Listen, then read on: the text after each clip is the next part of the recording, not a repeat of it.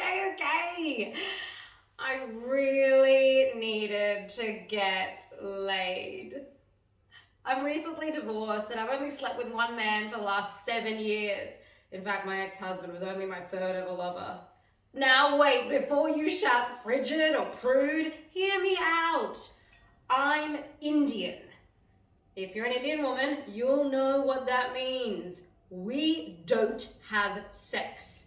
Sex is something we're not supposed to even think about, let alone do.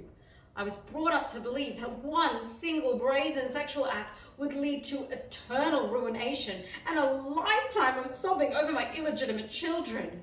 So I kept my legs closed and my lust contained. That was until I found myself divorced, single, and living in Southeast Queensland.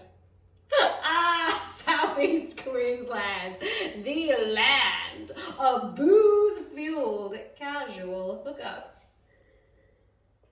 I was so impressed to see the women I worked with, who were so seemingly straight-laced, get totally smashed at Jade Buddha and go off with the first available man. Yeah, I did judge them at first, but that judgment soon turned to envy. These women got to have orgasms whenever they felt like it. So I decided to go get me some of this liberated casual pleasure that was on offer all around me. There was just one tiny problem. I didn't know how, but I did what any smart thinking woman would do. I asked my white friend, Catherine.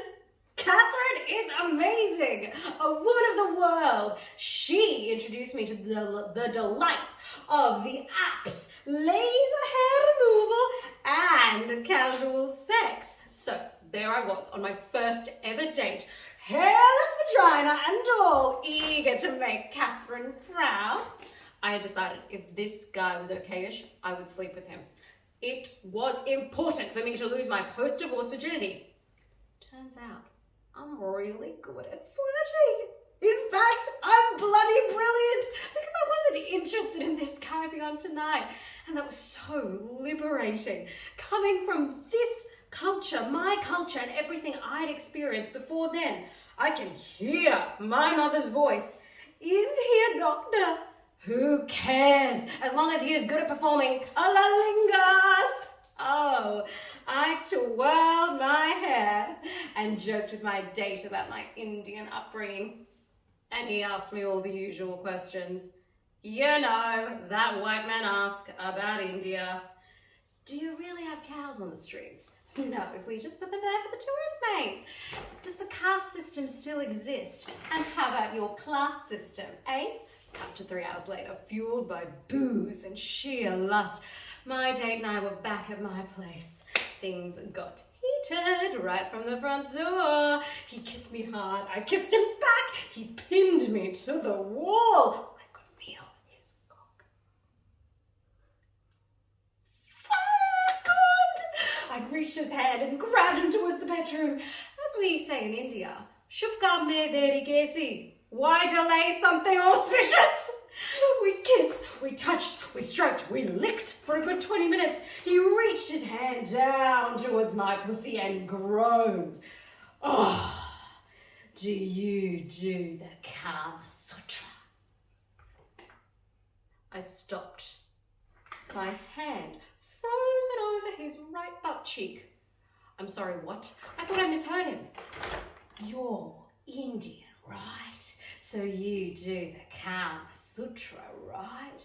I could feel the fog of lust clear a little, and this stab of irritation was growing. This ill-informed idiot wasn't doing my sex buzz much good. I clenched my teeth. Mate, you can't do the Kama Sutra. He looked at me puzzled. What? You can't? Why not? It's not like doing the hokey pokey. More confusion. The hokey pokey? Yeah. It's not like you put your right hand in, right hand out, in, out, shake it all about. He, my casual sex fling, was looking a little bit bewildered, wondering if I had lost the plot. I tried to explain to him. The Kama Sutra is a serious book discussing all sorts of things, from morality to extramarital affairs to sexual positions. You can't just do the Kama Sutra. I was aware I was ranting a little bit, but this man was completely ruining my lose my virginity post-divorce plan. I didn't want to fuck him anymore. How could someone who claimed to be educated and read books ask me such a stupid-ass question? He tried to appease me, but by that point I was furious. So, I carried on. The Kama Sutra is definitely not like you put your right hand in, right hand out, in, out, shake it all about. You do the hokey pokey and you turn it all around. That's what it's all about. Needless to say, by this point, my inadequate casual sex fling was looking increasingly terrified at the prospect of being locked in a room with a naked Indian woman singing the hokey pokey all night long. I was just warming up. Whoa, the hokey pokey! Whoa, the hokey pokey! Whoa, the hokey pokey! That's what it... Oh, you can't find your way out.